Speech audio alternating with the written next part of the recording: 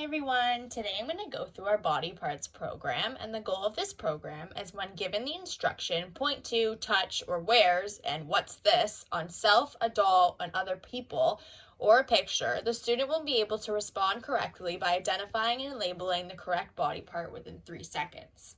So for this program, there's 5 different teaching steps, and the first step is you're going to teach the student to identify body parts on themselves. So you're going to teach these in sets of 3. So say our set is hands, nose, and mouth. So you're going to say to the student, point to your mouth.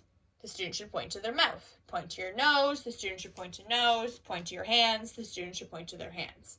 Once they're able to identify the body parts on themselves, you're going to move on to step 2, which is when you're going to teach them to identify it on others and dolls. So you're going to do the same thing, but you're going to vary it between the doll and the teacher. So you're going to say to the student, point to the hands. The student should point to the hands. Point to the nose. The student should point to the nose. Point to the mouth. The student should point to the mouth. Or point to my mouth. The student should point to your mouth.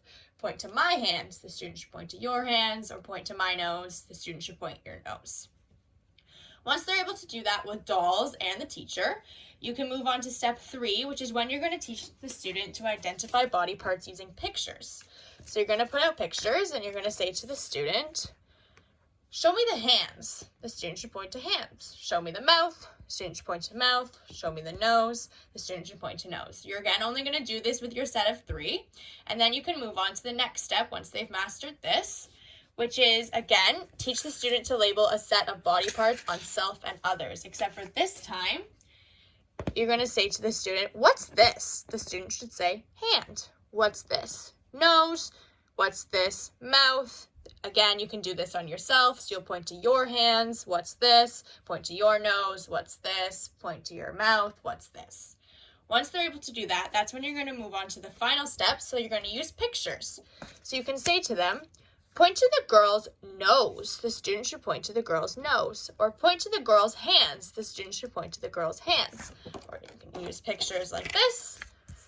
So you could say, point to the girl's hands. Point to the boy's mouth. That's when you can add in other programs. Either or, that's when they mastered the steps, and you can move on to the next set of 3 and continue on with different body parts.